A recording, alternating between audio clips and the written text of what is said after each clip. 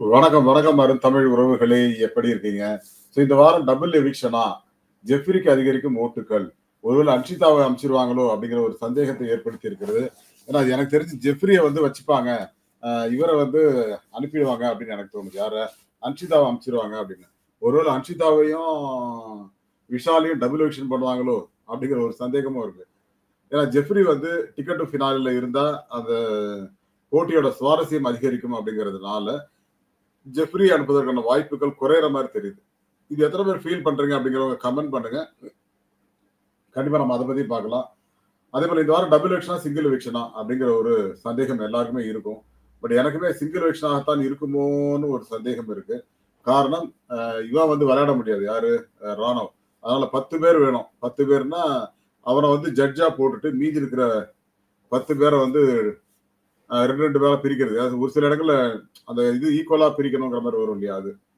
அத பண்ணுவாங்களோ அப்படிங்கிற ஒரு சந்தேகம் இருக்கு. அதனால அப்படியும் இருக்கலாம்.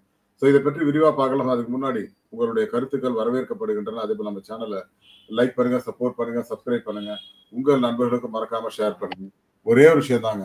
இதுல பல விஷயங்கள் அடங்கி இருக்கு. அந்த பல விஷயங்கள்ல முக்கியமான விஷயம் எது அப்படின்னு கேட்டீங்கன்னா, இந்த எவிக்ஷன் ப்ராசஸ். இந்த வாரத்துல யார் போறாங்க அப்படிங்கிற அந்த எவிக்ஷன் ப்ராசஸ் இருக்கு இல்லையா? அது வந்து ரொம்ப முக்கியங்க. ரொம்ப முக்கியம். அதுதான் நானுமே புலம்பிட்டு இருப்பேன் எப்ப பார்த்தாலும். ஏன்னா, எது எப்ப நடக்கும் அப்படிங்கிறது நமக்கு தெரியாது இல்லையா? அதனால அந்த சந்தேகத்தின் அடிப்படையில நம்ம நெறைய விஷயங்கள அனலைஸ் பண்ணுவோம், பார்ப்போம். ஆ எல்லாமே பண்ணுவோம். வோட்டிங்ல வந்து எது எப்படி வருது அப்படிங்கிறதெல்லாம் யோசிச்சுட்டு இருப்போம். பட் வோட்டிங்ல திடீர்னு பார்த்தா ஏதேதோ நடக்குதப்பா அப்படிங்கிற மாரி தான் இருக்கு. Okay, let's see. இது வந்து அப்படியே வோட்டிங் முதல்ல பார்த்துடலாம். அத அப்படியே கன்டின்யூ பண்ணுவோம். ஜெஃப்ரி 8.9% போன வாரம் நேத்து வந்து 6% ஆரம்பிச்சது கிட்டத்தட்ட இப்ப 3% உயர்ந்திருக்கிறார் ஜெஃப்ரி. கிட்டத்தட்ட ஒரு 0.6% தான். 0.7% கூட வச்சுக்கோங்க. அன்ஷிதாவுக்கும் ஜெஃப்ரிக்கும் உள்ள வித்தியாசம். ஜெஃப்ரி வந்து 7ஆம் இடத்துல 17,053 வாக்குகள் பெற்றிருக்கிறாரு. அன்ஷிதா 6ஆம் இடம் 9.64%, 18,373 ஓட்டு வாங்கியிருக்காங்க. ஜெஃப்ரிக்கும் அவங்களுக்கும் உள்ள இடைவெளி அப்படின்னு பார்த்தீங்கன்னா, கிட்டத்தட்ட ஒரு 1,320 வாக்குகள். அந்த 1,320 வாக்குகள் அப்படிங்கிறது இன்று மாலைக்குள் ஜெஃப்ரி பெற்று அன்ஷிதாவ கீழ தள்ளிட்டு அவர் மேல வந்துருவாரு அப்படிங்கிற நம்பிக்கை இருக்கு. எனக்கு தெரிஞ்சு ஒருவேளை டபுள் எவிக்ஷன் அப்படின்னா, ஜெஃப்ரியை விட விஷாலையும் அன்ஷிதாவ அனுப்புவாங்க. அப்படி சிங்கிள் எவிக்ஷன் ஆகிறதால அன்ஷிதாவ மட்டும் வெளியில அனுப்புறதுக்கான வாய்ப்பு இருக்கு. ஜெஃப்ரி அதுலருந்து தப்பிச்சிருவாரு அப்படிங்கிற மாதிரி எனக்கு எனக்கு தோணுதுங்க. அதுதான் நான் சொன்னேன். இந்த வாரம் டபுள் எவிக்ஷன் இருக்கிறதுக்கு வாய்ப்பு இல்ல. சிங்கிள் எவிக்ஷனாக இருக்கலாம். அடுத்த வாரம் கண்டிப்பா டபுள் எவிக்ஷன் இருக்கும். எப்போ? இதுல அடுத்த வாரம் ஜெனரலா என்ன பண்ணுவாங்க அப்படின்னா, 13வது வாரம் ஆல் நாமினேஷன் கொண்டுருவாங்க. ஆல் நாமினேஷன் கொண்டு வந்தா கண்டிப்பா என்ன ஆகும் அப்படின்னா, கண்டிப்பா டபுள் எவிக்ஷன் இருக்கும். அதுக்கப்புறம் அவங்களுக்கு 9 பேர் தேவை. அதுக்கு அடுத்த வாரமும் டபுள் எவிக்ஷன் இருக்கும். அதனால இந்த வாரம் சிங்கிள் எவிக்ஷன், அடுத்த வாரம் டபுள் எவிக்ஷன், அதுக்கு அடுத்த வாரம் டபுள் எவிக்ஷன். அதுக்கப்புறம் 7 பேர் உள்ள இருப்பாங்க. புதன்கிழமை ஒரு எவிக்ஷன் இருக்கும். சனிக்கிழமை ஒரு எவிக்ஷன் இருக்கும். அது மிட் வீக் எவிக்ஷன் புதன்கிழமை இல்ல வியாழக்கிழமை. சனிக்கிழமை ஒரு எவிக்ஷன் இருக்கும். மீதி 5 பேர் உள்ள இருப்பாங்க. சண்டே எபிசோடுக்கு அப்படிங்கிற மாரி தான் இருக்கும். அதேபோல விஷால் வந்து 12.89% 24,551 வாக்குகள் வாங்கியிருக்காரு. ஆனால் 5ஆம் இடத்துல இருக்கிற விஷால் ஓட்டு குறையுமானா குறையாது. எனக்கு தெரிஞ்சு ஜெஃப்ரி விஷால பீட் பண்ணி மேல போவாரா அப்படிங்கிறது தெரியல. அதேபோல பவித்ராவோட வாக்குகளும் கொஞ்சம் குறையிற மாரி தான் இருக்கு. விஷால் வந்து 24,551 ஓட்டு வாங்கியிருக்காரு. 5ஆம் இடம். 4வது இடத்துல பவித்ரா இருக்காங்க. 13.18%, 25,112 ஓட்டு. பவித்ராவுக்கும் விஷாலுக்கும் ஒரு 600 ஓட்டு தான் வித்தியாசம் இருக்கு. இந்த 4 பேர் தான் ரிஸ்கில இருக்கிறவங்க. Pavithra, Vishal, Anshitha and Jeffrey. ராணவ் பார்த்தீங்கன்னா 15.56%, 29,642 ஓட்டு வாங்கியிருக்காரு. 3வது இடத்துல இருக்காரு.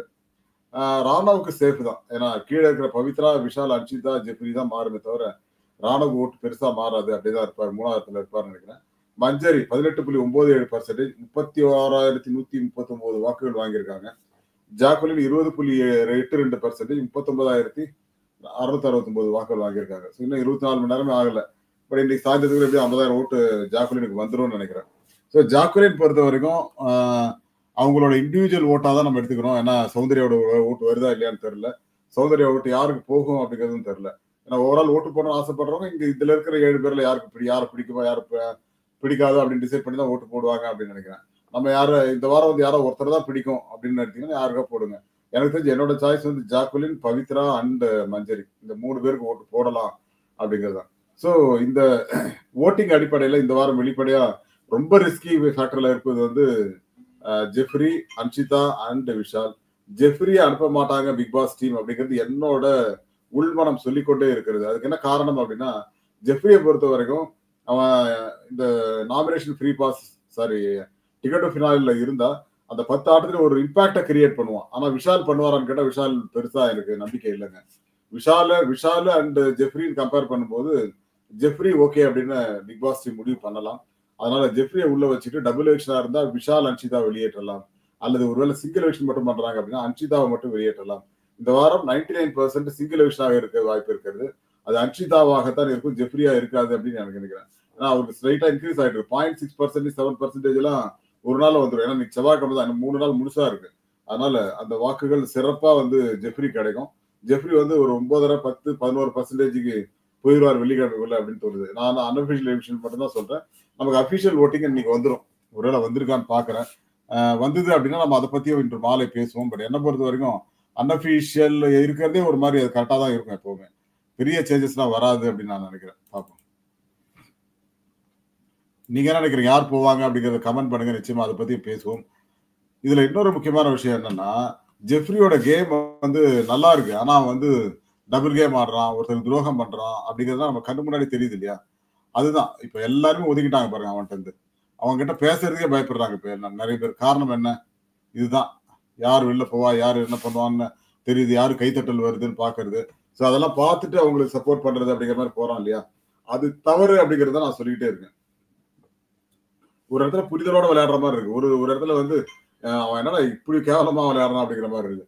சோ கோவா கேங்கையே முதல்ல தூக்கி எறிஞ்சவன் ஜெஃப்ரி தான்.